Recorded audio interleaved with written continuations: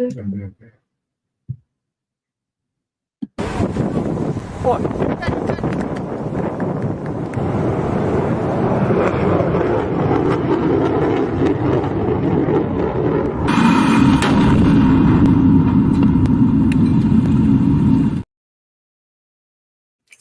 Evening and welcome to Gaana shot.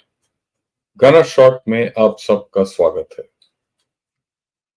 आज हम देखेंगे the future contours of China Pakistan axis against India. I chose this topic based on a request from one of you in one of my last videos. I said, so why don't you cover this? I thought over, I said, look, in the current conditions, it's right that we cover this topic and understand it in its full entirety, where it's going. In any case, let me tell you at the outset, this China-Pakistan axis is undergoing a change. And we need to be on top of this change because it affects us. The axis is fundamentally against us. So let me start. What are the historic facts? I mean, the basic thing is the enemy of your enemy is your friend. So that's how China and Pakistan look at it. India's enemy is my friend. Okay. As far as Pakistan is concerned, we all know it considers India as an existential threat.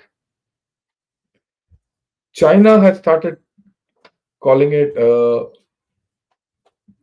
peer competitor of late. It doesn't say so because it wants to be a peer competitor of USA and establish its Sino-centric world order. But it knows that in Asia, if there's one country which can compete with China, it is India. Until such time, it can dominate Asia, it can't dominate the world. So to that extent, it's a peer competitor. Okay. If you go back in history, India, Pakistan, and China got independence almost together. Rather, China, I wouldn't say got independence, it became a communist country and became the People's Republic of China in 1949. Pakistan was one of the first countries to recognize the PRC. Very interesting. Even though it had complete orientation towards the USA and the British or UK at that point of time, it was one of the first countries to recognize China. China has been consistently supporting Pakistan throughout. Especially after 71 war, it even gave $1 million loan at that point, which was never returned by China, by Pakistan. Very interesting. After the breakup of Pakistan Bangladesh, creation of Bangladesh, and Bhutto had gone to China. And at that time, Zhou Enlai said, okay, we'll give you $1 million loan. And if you return it, fine. If you don't return it, also fine. That's the kind of an equation they've had over the period of long years. We must also remember 1972, when Nixon went to China and met Mao and the rapprochement took place. Complete midwifing was done by Pakistan. The preparation for the Nixon Mao meet was done by Kissinger. Kissinger went to Pakistan, spent a night there, said, look, I'm not well. I'm going to stay one night in Pakistan, recovering from my illness. But actually, he boarded a plane, went to China without telling anyone, and fixed up everything, came back. So to that extent, China has always been beholden to Pakistan because Pakistan facilitated China's recovery. So that loyalty and that thing is there between the two of them, that bond. And let's be very clear, that won't go away, come what may. So you have to live with the fact that this axis can't be broken.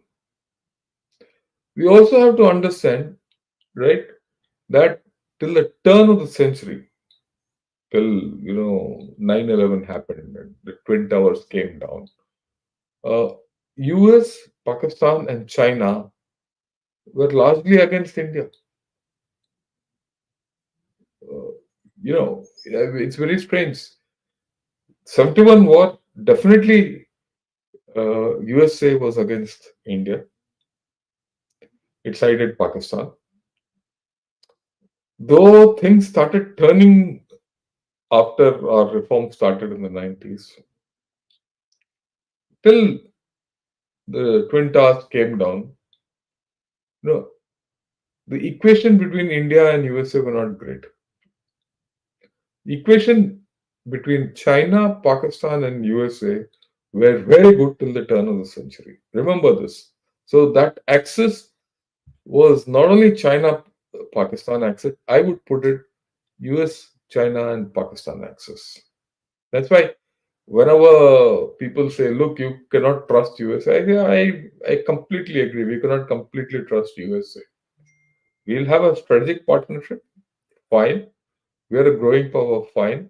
But we need to look to our interests. And our interests and US interests always do not align. Okay, what are the contours of this relationship? We must understand that China has had three conflicts with India: 62, 67, and 84. Not 67, it is like 64, the Natula incident, where we, really hammered them. That's a mistake. And then, of course, the recent ones at Doklam, Eastern Ladakh, and Yangtze. I'll talk of those three later. But we've had historically conflicts with China. We've had wars with Pakistan, well recorded: 47, 65, 71, and Kargil. So both countries, we've had a fight. If you notice, except the 62 debacle which we suffered, we've always taught both these countries a lesson. There's no doubt about it. I mean, we shouldn't have a doubt about it. We sorted them out in the manner it was required to be sorted out. Right. Having said this, and they feel the pinch of it. One thing which I feel is that, and this is my analysis, is that these wars have said that individually they cannot beat India. They cannot achieve a military victory against India anymore. Okay. The second thing is both have a common boundary problem with J&K with India. Pakistan, sitting on Gilgit Baltistan and the PAK occupied Kashmir part, and China sitting in Aksaichin. You leave the other things out. I'm talking about the contours of the Pak-China axis. Then Pakistan ceded the Shaksgam Valley after the 71 war, when it, to China. Right. China assisted Pakistan in its nuclear and missile program. If uh, Pakistan has a fairly strong missile and nuclear program, it is thanks to China. It did the proliferation directly and through North Korea also. Right. Both the countries have supported insurgencies in India. Everyone looks at it when you say insurgency and terror, recent past, J&K and all. No, but you have to go back to the time of Naga insurgency, when Fizo, right, he came to Bangladesh when it was East Pakistan. He escaped into Bangladesh, went to West Pakistan, and from there went to England. And all the Naga insurgents were trained by Pakistan. A lot of Naga insurgents went to Yunnan for training. Right? So both have supported insurgencies here. And of course, later, Pak fought a proxy war with us. It's still fighting a proxy war with us. State sponsor of terror. I'll talk about this a little later. Then, of course, you have to understand whenever the issue of Pak being a state sponsor of terror, or whenever a particular terrorist was to be blacklisted, right, from of Pakistan, like this Jaish Mohammed chap, and, the LAT guy founder, China has stood in the way of UN and said, no, they are not terrorists. So that support, that contours is there. So the diplomatic support from China to Pakistan has been constant. It's never changed. Okay. And this will not change. Let's be very clear about it. This will not change in future also. Okay. There is an issue of mutual interdependence between them. What is this mutual interdependence all about? For China, Pakistan is a pawn against India. That's the first one. Second, Pakistan is a platform for power projection globally for China. And Pakistan also protects China from the spread of radical Islam into Xinjiang. अब देखिए, Pakistan trained terrorists have gone to India, they have gone to even USA, they have gone all over, but they have not gone to Xinjiang. Okay, so there is a clear nexus. Why these terrorist groups, if they were completely rogue terrorist groups to do what they wanted in terms of radicalism in Islam, they should have gone logically to China, but they've not gone. Why? Because they're all state sponsored. For Pakistan, China is an economic lifeline. It's a hedge against USA. Okay, but that's all this is changing. I'm putting the background in picture. Okay, China supports Pakistan against India. I've said, and of late, it is an arms provider to Pakistan. It always gave arms to Pakistan right from beginning, but now things have changed drastically, which we'll talk. And this is the future contour of their access. Okay, what's the heyday of the Pak China nexus? We need to understand. This happened around 2010. Okay, uh, that was a time when China's economy was booming. The Pak economy was buoyant.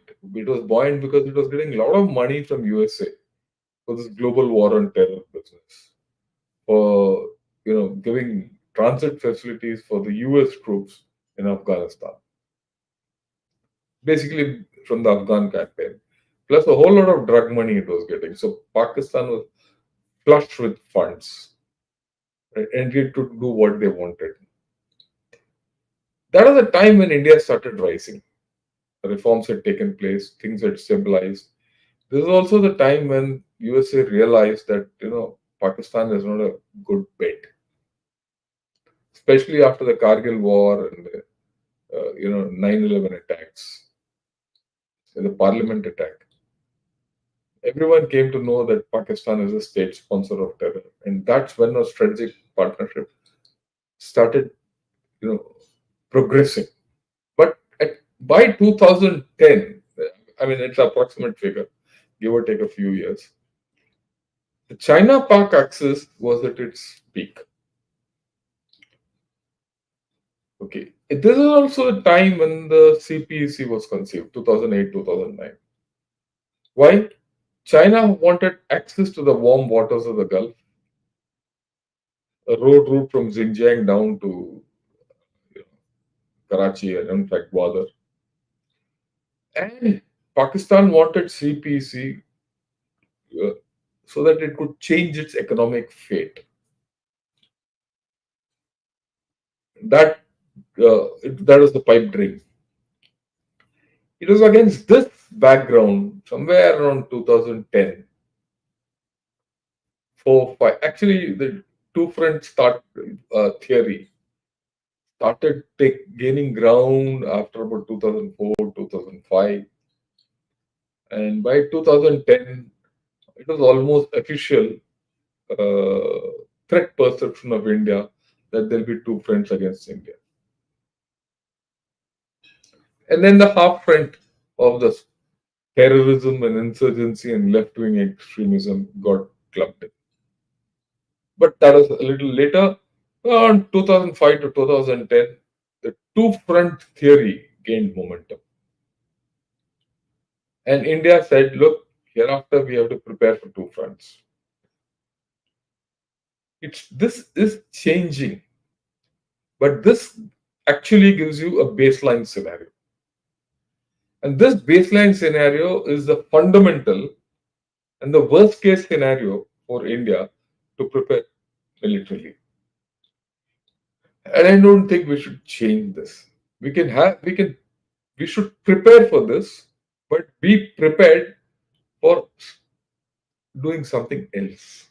Because the territorial integrity and sovereignty of India rests on the fact that you are able to ward off a two-front threat from Pakistan and China collusively. Right. Now, in this, there's a duality of the relationship always. You'll find this now, you'll find this going ahead. What is this duality? Look, China has encouraged Pakistan to sponsor jihadist militants to attack the Soviets when Mujahideen were sent into Afghanistan during the time of the Soviet occupation of Afghanistan. This was during Ziaul's era. Okay, they also supported Pakistan when the same Taliban was sent into Afghanistan to fight USA because it suited them. It suited China to tie down USA and India in one go. And it did it very effectively through Pakistan. Okay. But at the same time, it pressurized Pakistan to rein in jihadists who were targeting Chinese rule in Xinjiang. That now, that is the ETIM, right? East Turkestan Independent Movement. Now, that ETIM today is vacillating between Al Qaeda and Afghan Taliban and all. It's there. It's not gone away. It's there. Maybe some element is there in TTP. Tomorrow, if things go bad, these chaps can reappear there. That is why China quotes Afghanistan and Pakistan still. And just think, last week I did this show and program with on P Gurus about how we have reopened the Tibet, question in some form. And if something happens in Xinjiang and this militant movement spreads there, think of China, where China will be. China's tail will be on fire. And that, if it happens, is the worst case scenario for China. And I'll talk of it. Going ahead, I think that's a very important aspect which one has to factor in. Okay, what is the scene pre 22? The complete, global conflict scenario. Have a look at this map. Pre 22, you had the Uri incident, the Pulwama incident, and then we had the surgical strikes. We had the Balakot attack on Balakot, or rather Jabatok. And then the CPEC in this time, started having certain problems, but it was going great guns.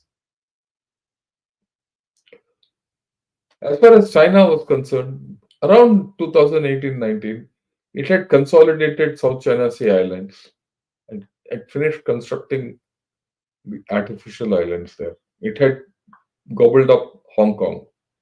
And then it had three conflicts with us, or rather minor conflicts with us, at Doklam, Eastern Ladakh, and Yangtze. The last, why I said pre 22, the last skirmish took place in Yangtze, October 22. Before that, all these, all along a border against us, right? And China was pretty stable in Hong Kong and South China Sea. There was no threat there. And this goes back beyond the pandemic. So, overall, what did you see? You saw a very high degree of internalization where Pakistan was on your border. You had problems with Pakistan on one side and China on one side. Both your borders were active, the LOC and the LAC, both intermittently, right? But one thing I want to tell you here, Uri happened, we did the surgical strikes. Pulwama happened, we did the Balakot strikes. All these had finished by 2017. Come 2017, for whatever reason, Doklam had happened, and then immediately Eastern Ladakh happened 2020 after the pandemic or during the pandemic, and Yangtze happened at the tail end of the pandemic. Even in this, the timeline has no overlap. What I'm trying to say is, throughout history, there is no overlap between uh, China and USA, sorry, between China and Pakistan in their conflicts against India. Go back to all the conflicts. 65, Pakistan expected China to react and help them when we were attacking them. It didn't happen. 71, when we were, almost on the verge of conquering Bangladesh, Pakistan reached out desperately to China to do something from the north, especially along the Chumbi Valley. China didn't do anything. There was no help. Even during Kargil, Pakistan expected China to do something. It didn't happen. When these actions took place, Doklam or Yangtze and all that, lot of talk was there on collusive support from Pakistan and all that. It didn't happen. So if you see, actually, though we formulate the two-front war and we prepare for it, is it really there?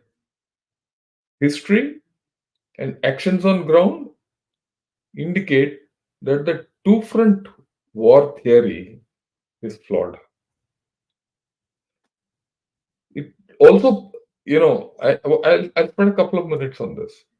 Nations don't go to war to suit other nations. This is not the era of colonialization and Second World War, First World War. Even now, you see, USA has not gone to war for Ukraine or for Israel. They're giving them help, but fighting has to be done by Ukraine and uh, Israel only. No one is helping them to fight the other beyond this. Similarly, nations will not go to war for others. Nations will go for war in today's era for their political objectives. What is their political objective? They'll go for war. That political objective might not be suitable for the other country. What is there in, for Pakistan? If there's a war in Arunachal Pradesh, India, they know logically, India is strong enough to handle such kind of a thing. The worst case scenario, all India has to do is go defensive. I mean, hypothetically, if China attacks from the eastern Ladakh and Pakistan attacks from again in the Kargil area or north in Turtuk area, The thinking is it will be a collusive attack and both will attack us. I agree. I agree. It can happen. But all we have to do is defend ourselves there. And just beef up our strength and defend. And then let the mountains do the trick. Because in mountains, the attacker has to have overwhelming superiority of up to 9. The standard thing is 9 is to 1 superiority. At times it'll go up to even 16 is to 1. If both countries have to put that kind of capability to capture any post or in a war, and India has to do just 1/9 of that effort, and we have that capability, it's a no-go for both of them. It's a no-brainer, in fact. There's another thing which I want to clarify. You know, when it's campaign time in the east, the northern Himalayas pack up completely. When it's campaign time in northern Himalayas, the eastern passes are not yet open. It's not open because of the heavy rains. In the eastern Himalayas, war can occur only after, say, October, November, December. October, November, tak, northern passes, western Himalayas closed down. You can't, uh, you can't go across. I mean, people can go across, but large scale movement can't take place, or logistics are a problem. Attacks are out of question. Summer months, when in eastern Ladakh, western Ladakh, or in JNK, you can do operations. It's monsoon time in the east. This is something which people don't understand. So virtually, if you look at it, it's not a what shall I say? It's not rocket science to say that collusion will never take place. But that's an assessment. Collusion might take place. So that you prepare for that. That's the worst case scenario. If you prepare for that, you're okay for any other scenario. But even that has changed. Okay. Now let's see where this whole story started, shaking. We all know that China, Pakistan went in for the CPEC, part of the BRI. CPEC was the flagship of BRI. It was 50% of BRI. And China was supposed to invest $60 billion into CPEC. What's coming out is later it got pruned down to about 40 odd billions. Today they've just spent about 22 billions. Even that is not functional. I'll not get into the CPC in a whole. I've done a program with Lieutenant General KJ Singh earlier on CPC. Please have a look at it. Right? But overall, CPC was not viable from a long time. In fact, from the day it was conceived, because it was over ambitious. There was lack of diligence. I mean, for example, 40% of CPC when it was conceived was all thermal power projects. Now, for thermal power projects, you need water, which Pakistan didn't have. You need coal, which Pakistan didn't have, right? And you need expertise, which Pakistan didn't have to run those thermal plants. And then you need transmission lines, which Pakistan still doesn't have. So all these thermal power projects have come, and they went in for a power purchase agreement with China, which Pakistan can't pay. That is why you have this issue of circular debt and debt rollover and all that nonsense, right? The power producers are all Chinese. The Chinese are laughing all the way to the bank. Pakistan is going under debt. The diligence was not there.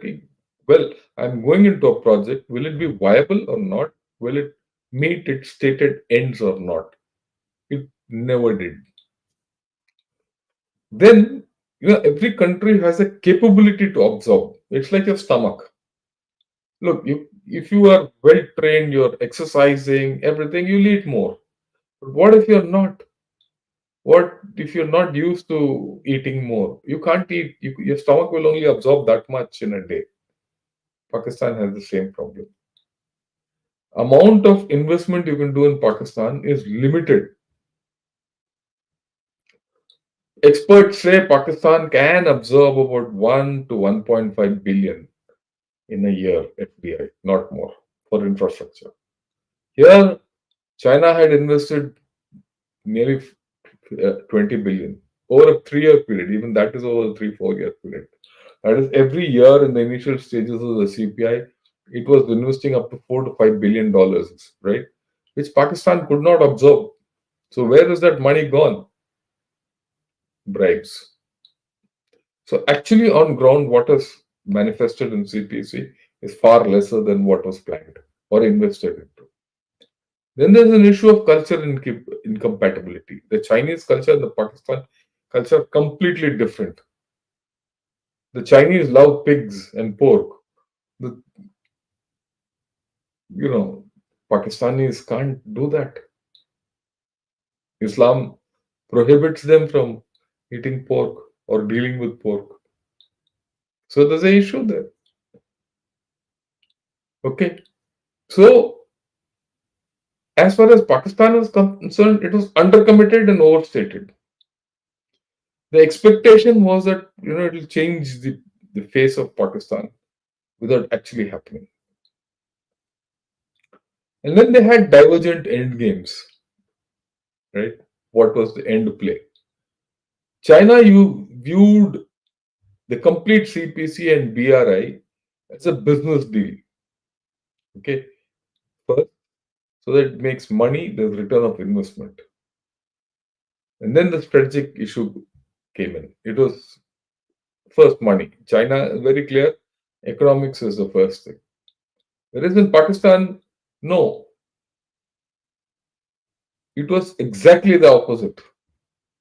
It was based on the US experience. Why? If you see in the history of Pakistan, Pakistan has never returned money back to any country. It has just kept taking. I mean, with US and Pakistan, the thing was very clear. There were no loans shown and all. No money was. It was one way. And Pakistan was very clear. It will never return any money to China. The investment was from China. Returns, वगैरह देखेंगे. But if things went bad, Pakistan will never give it the money back to China, and that's what's happening. Okay, the strategic issues and all were the main thing as far as Pakistan was concerned. Economics were part of the story. Whatever is stated is probably completely opposite to what I'm saying today. But today, what is the status? Pakistan is completely in China's debt trap. But that's conventional thinking because Pakistan is not going to repay back. People say, okay, Pakistan, China will take over all those facilities created by it in part of CPC, and there'll be Pakistan will become a colony of China. Will it? Can China handle all that? For the simple reason, I mean, the way I look at it, it can't. For the simple reason that the PAK people don't like Chinese. That's the cultural incompatibility which has come about. Why is Chinese? Why are Chinese engineers or CPC workers getting killed? It's just not terrorism. There are conditions of terrorism within Pakistan, radicalism, all that. We know that. But they don't like the Chinese. On ground, the Pakistanis feel deprived. The Chinese have come, set up everything, made money out of Pakistan, put Pakistan in a debt, or trying to put them in a debt trap and gone. They're not going. They're going to take over all those. In which case, China has to be prepared to stay in hostile Pakistan area. which I don't think even the Pakistan armed forces and the security forces are interested in guarding very seriously. They will talk of Azme Istikam. Okay. Now all this I had is analyzed. I had written a series of articles going back to 2017 when I first started writing after retirement. Okay, these are the articles I wrote.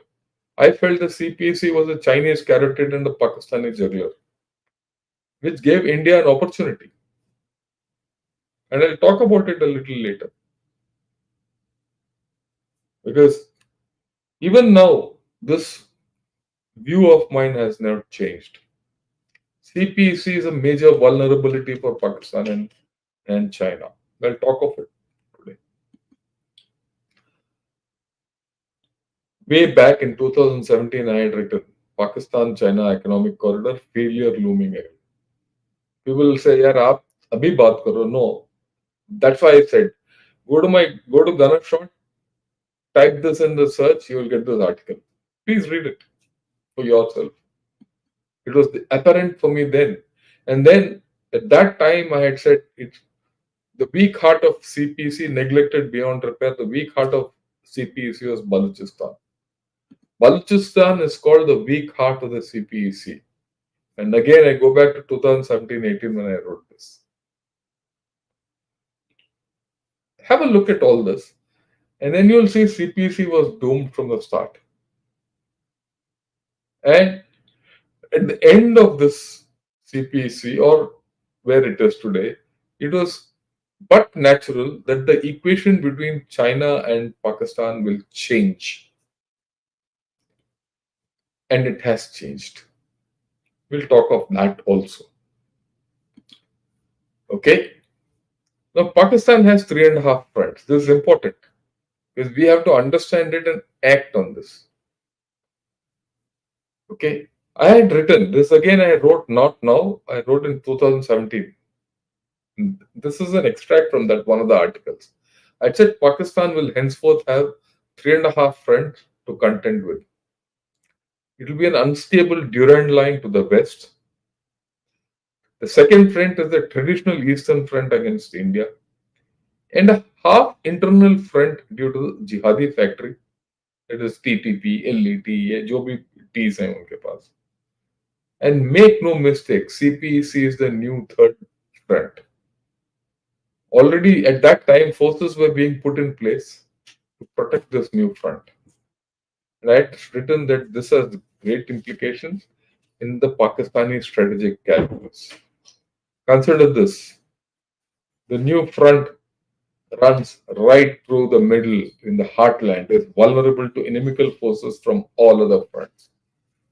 All other fronts, I had written then that it will be attacked by Afghanistan or rather Pashtuns, whoever you call it, Taliban, jo bhi hai, and from India. It's vulnerable to us also. And this third front starts at the Kunjarab Pass and comes right down to Gwadar. Throughout, it is vulnerable.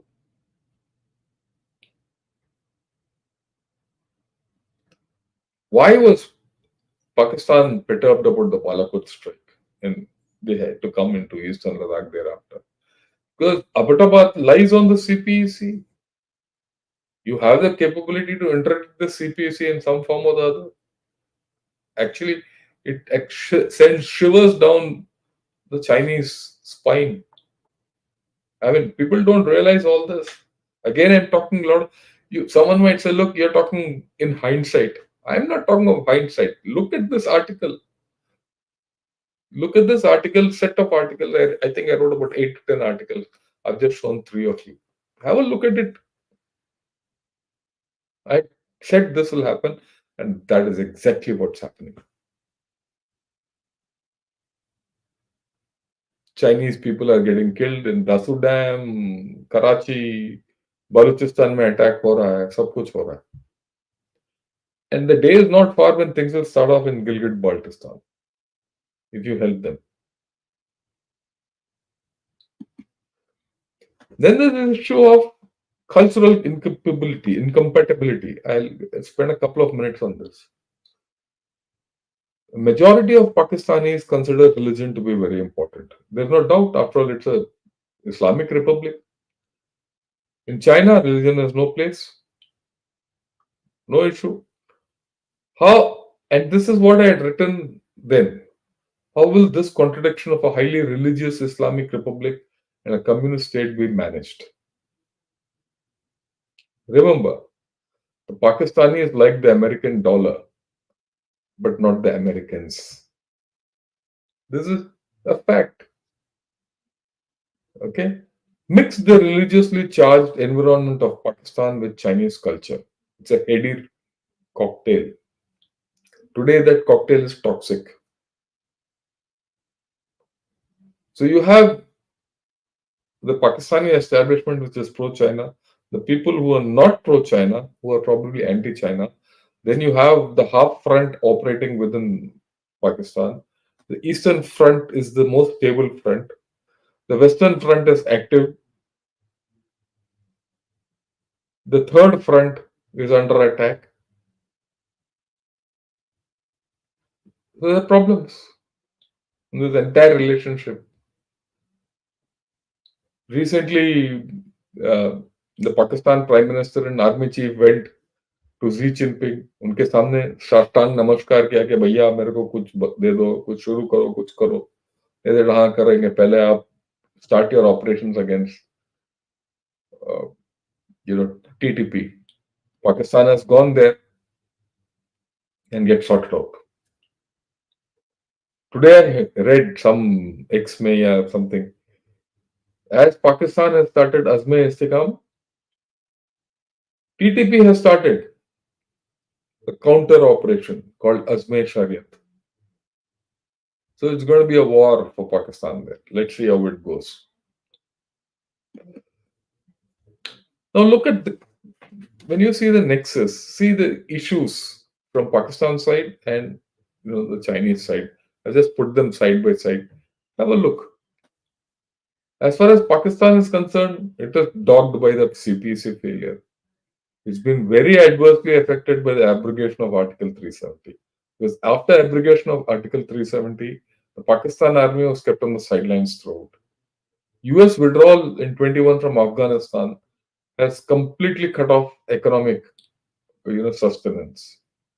There's a downturn, economic downturn, which is going from bad to worse. One hybrid government was replaced by another hybrid government, and now a third hybrid government has come in. There's a continuing political crisis. There are floods and natural disasters in Pakistan. Radical and terror groups are operating happily. And Pakistan is now caught between USA and China. Overall, what? It has different priorities, and China is not its priority. Let's look at China. There's a CPC is failed, and Chinese are getting killed there. Chinese getting killed in Pakistan is more of a ego trip for China. It's an image which has gone bad. Then abrogation of Article 370. Because abrogation of Article 370 has issues for China, especially in Aksai. Then the pandemic hit them. Right. China was booming along like a good capitalist state. Now it has to turn to communism and wolf warriorism. Population is on the decline. China has its own set of problems, which were never there since the heydays of this axis. Then this China has to face the thing that it cannot deliver. PAK cannot deliver to China what China wants. And China itself is in a multi-front scenario. So from being in a time where both Pakistan and China were balle balle, it's no more balle balle now. Each have their own priorities and where the other can't help them. Right. As a result, you see, there's a loss of bonhomie between Pakistan and China these days. There are different priorities. And Sino-Pak relations are becoming more transactional. They're changing. Like I said, certain fundamentals won't change, but certain major issues also will change. But You also have to understand that India is rising. I mean, we have to be clear about it. India is rising, and both China and Pakistan are conscious of it. India has gained in strategic confidence. Pakistan and China know that it is not the same India of 2017 or 19 where, we were hesitant to do what we had to do. Today we are confident of doing what we had to do, have to do. The past 10 years, you've seen you are a stable government with a strong government, or rather, stable democracy with a strong government. And it's continuing. And people are realizing that India is the only alternate to China in scale, size and scale, market, everything. So you have a whole lot of diplomatic support and political support which you didn't have earlier. So there's a change. This change is something which one has to understand. We can't keep saying no, no. We are the India of the old. वो दोनों side में आएंगे मर जाएंगे नहीं दोनों side में आएंगे एक को मारो उसके बाद दूसरे को मारो हमारा सोच बदली होना चाहिए we have to change your thinking go for the weaker of this lot finish him off and then sort out the stronger guy or whichever way. Okay, if you look at it, India remains the common denominator of this axis. There will be extensive cooperation in information and science. Let's not get away from it.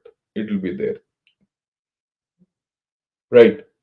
Like I said earlier, if I analyze it, summarize it, Pakistan and China have never come to each other's military assistance in all wars with India. It is doubtful they will do so in the next war.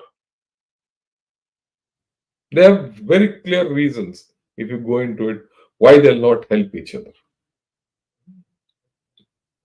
Okay, Pakistan, there's a large section within the Pakistan military which says, why should we fight the Chinese war? Why should I commit my forces to further China's interests? I should commit my forces to further my interests. It is there. They realize that let China and India sort themselves out. Okay, whatever the outcome is good for us. And as far as Pakistan, is concerned, we also have to understand Pakistan will not do anything where it loses political clout. They will not mind losing a war against India, but they will mind losing political clout in Pakistan.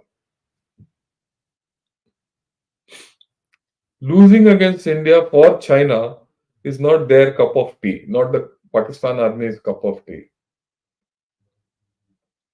Okay. In future, the focus will be on the Indian Ocean region and the maritime interests. I'll talk of this in detail. And as India rises, both Pakistan and China have to start thinking defensively. Pakistan has already started thinking defensively. It's a matter of time that China will also have to start thinking defensively and no more only offensive. And the indications are that they're doing that. Okay. Tibet and POK are vulnerable, which India can exploit. And we can exploit it better today. So let's look at the conflict situation on ground post 2022. Okay. So if you have a look at the Pakistan side. They have a problem where POK is disturbed. They're protesting POK. TTP and BLA have tied them down completely on the Durand line. CPC is under attack regularly. They have a problem with Iran. Right? Look at China. China is today stuck in Philippines. Tutu meme, shadow, bumping, boats bumping. Any day a war can break out there. It's come to that level. It's extended. Its Navy and Coast Guard are extended right down to where I put that star around Philippines. That's the second Thomas Shoal. A new flashpoint is coming at a place further south called Sabina Shoal that stretches China. They're stuck in Taiwan. They suddenly have realized Taiwan is no go. And a new development is taking place in Korean Peninsula, which I spoke of. I did a full program on the China Russia deal, rather the North Korea Russia deal, and what China feels like a jilted lover. And North Korea has done 4 5 missile tests. Every missile test done by North Korea destabilizes the Korean Peninsula. So they're stuck there. Where is the commonality of interest? Add to that, look at Ukraine and West Asia. Both are in flames. China is under pressure already from the West and USA not help Russia. That Ukraine is giving it. On the other hand, Pakistan is supplying 155 ammunition and artillery ammunition, all kinds of ammunition to Ukraine. They are on the opposite sides in Ukraine. So Pakistan is looking to itself, and China can't be happy about it. Just think China's two allies, Pakistan and North Korea. North Korea is giving ammunition to Russia, and Pakistan is giving ammunition to Ukraine. And this is what the news story is all about. So there's a divergence of interests. We have to understand. Then the West Asia crisis, Iran, Saudi Arabia, they're all involved in whatever is happening in Gaza. So there's a problem there. And China is finding it difficult. Why is China finding it difficult? Because its oil comes from there. Most of its imports goes through the Red Sea corridor, Red Sea Suez Canal corridor. So its imports are getting hit, right? And not all imports go through Chinese flag carriers. Trade है कहीं से उठाया कहीं से ले गए कोई ले गया anyone can take any kind of trade from wherever it is. So if the Chinese exports cannot go through the Red Sea through other trade carriers and Houthis are stopping that, who loses? China loses. So there is a issue of the other things which are impacting this relationship, and we have to understand that. So, I mean, how does it impact? That's the thing. This is the thing. You look at it. You look at it a little closer, these red boxes. Look at the Pakistan side. Pakistan's only stable border is the India border today. All other borders are. And then it has to undertake Azme Istikam against TTP and Taliban. And its orientation is completely to the west, not to the east. You look at China, its orientation is completely to the east, it's not to the west. It is seeking stability with you. बार बार वो बोल रहे हैं we have to have a relationship beyond the border. It is India which is saying border first. I mean, if today you give this rope to China, they'll jump at it. The problem is China will say something and do something else, so you can't trust them. So you might as well keep them at arm's length. That's a different story. That's a good thing that the government is doing. But you see, the orientation is moving away. They don't have an interest against India. While their major thing is against India, their major problem still remains with India, common. But they're stuck elsewhere. Will this change in a hurry? It will not change in a hurry. Both these are in the startings of the conflict cycles, which means another 2 to 3 years. In 2 to 3 years, India will be so strong that it can't be, you know. And will Pakistan become stronger after 2 to 3 years? It will in fact become weaker. And China, in any case, is declining. That I have always said. So if you see, the equations are changing, and this changing thing is something which we have to recognize and factor in and act accordingly. We'll talk of that. So, what are the future uh, contours as it's emerging? First will be to salvage the CPEC. The second thing is the expand the maritime nature of the relationship. The strategic maritime relationship has to expand.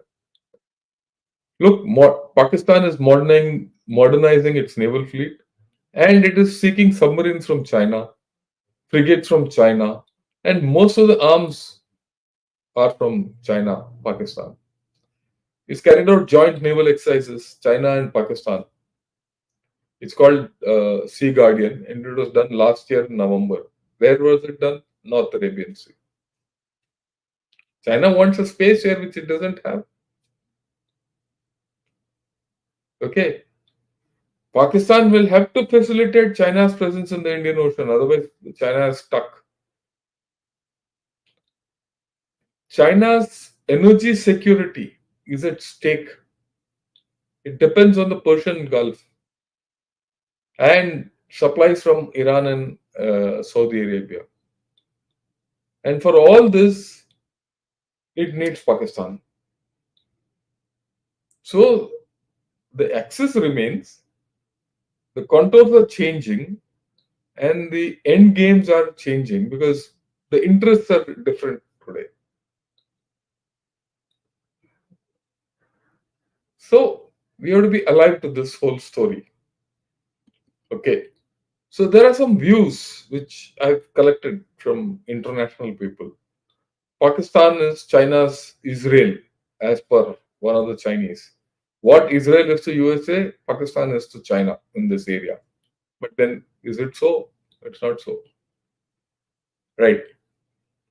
There's also a view that China has repeatedly left Pakistan to stew in its own juices in moments of peril from 1965 to more recent crises.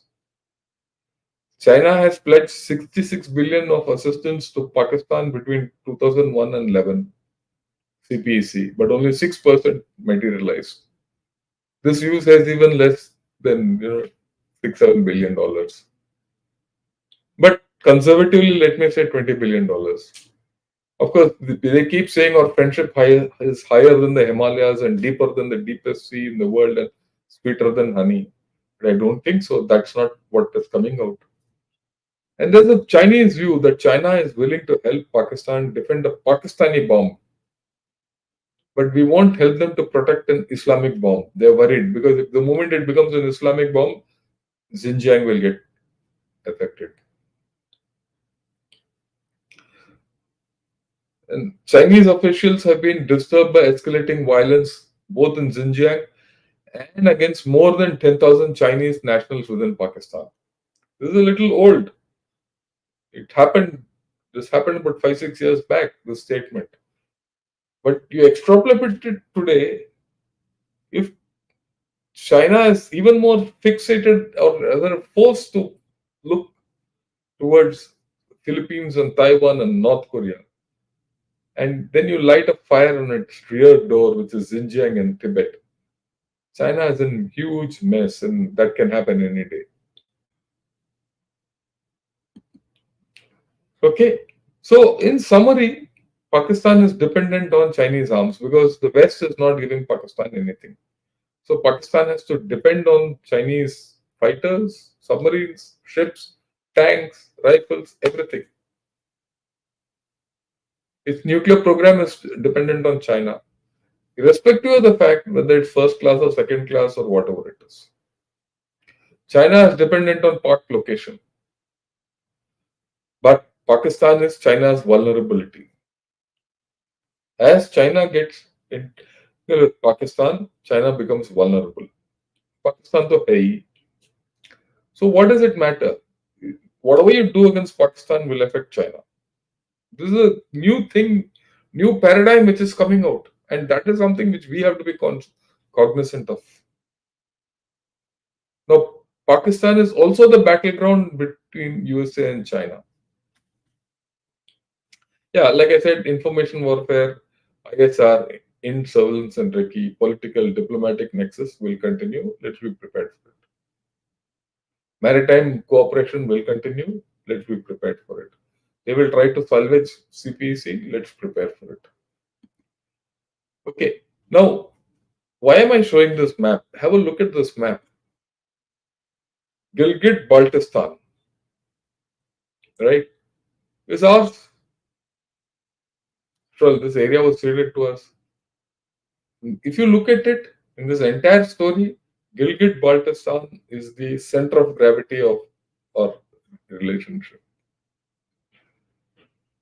Whoever has Gilgit Baltistan plays, is in a good position. Today, China and Pakistan control it. If we do something and get control or partially control Gilgit Baltistan, then you start reaching out to Afghanistan. You start interfering in CPEC and much more. Then you can, reach out to Shaksgam Valley, start negotiating with China to return Shaksgam Valley, which they have taken illegally. Even in the treaty between, deal between Pakistan and China on Shaksgam Valley, they said when the issue of Kashmir is finally settled, the status of Shaksgam Valley will be settled then. Now, if you take over Gilgit Baltistan and POK, which is yours, and if these two places come to you willingly, then you negotiate with Shaksgam Valley. The moment you get Shaksgam Valley, you're sitting in Xinjiang. The equations change completely. So that's the importance which I'm going to come. What do we do next? You look at it here down south in the Indian Ocean region. Today, you are at Minicoy. You have a base at Minicoy. You also have a base at Agalika. You have a base in Andaman Nicobar Island. You are constructing the port of Duqm in Oman and the mainland. With this, you control the Indian Ocean. China has got a base at Djibouti. It's trying to establish a base at Gwadar. It has got a base at Gwadar. Only thing is not operational. And Hambantota, it's trying to make an entry into Maldives. Their focus is very clear. Ensure Hambantota doesn't become a naval base of China. Ensure Maldives offers no military facilities to China somehow or the other, and isolate Gwadar. And the action is here, but it is not that you don't do one against the other. You have to do both. So, what do we do? The first thing is we have to be very clear that we need to continue our military development, develop our capacities. That you can do both, upar or niche. That is in the Himalayas, also in the IOR. We need to exploit the J&K and Tibet fissures. How do you maximize J&K? You have to retake J&K completely. I'm quite clear that time has come that we need to retake J&K. Why we have to do it, how we have to do it. Maybe I'll do a program one of these days. Let me apply my mind. Maybe in the next week I'll do it. And Tibet. Start your program against Tibet. I've done 2 programs on free Tibet. I'll do a third one very shortly. It's not fighting. You shouldn't fight. You do it politically. Let me tell you, politically, it has got more weight. And China is worried if you do anything political. There are a lot of issues in Tibet, Dalai Lama succession, all. We'll talk of it. Don't cede space in IOR. That's why I showed you that map. Don't allow China to get into Maldives or Hambantota. Gwadar you can't stop. But develop Chabahar. Ignore Pakistan. Pakistan is trying its best to come to you. Ignore it. Any talks with China will be on a border first basis. Border first, the rest later. Right? Okay. So these are the ways we need to progress. We can fight. I mean, we are defending ourselves.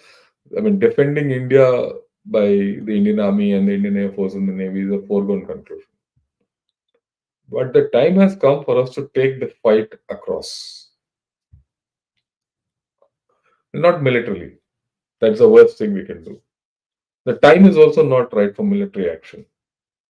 The time is for political action. What do we have to do in Tibet? Uh, like I said, I'm going to do this next program on Tibet from an India perspective, not from Tibet perspective. Do it from India perspective, or rather India Tibet perspective, and we'll discuss about it. Okay. Now I'll take on a few questions.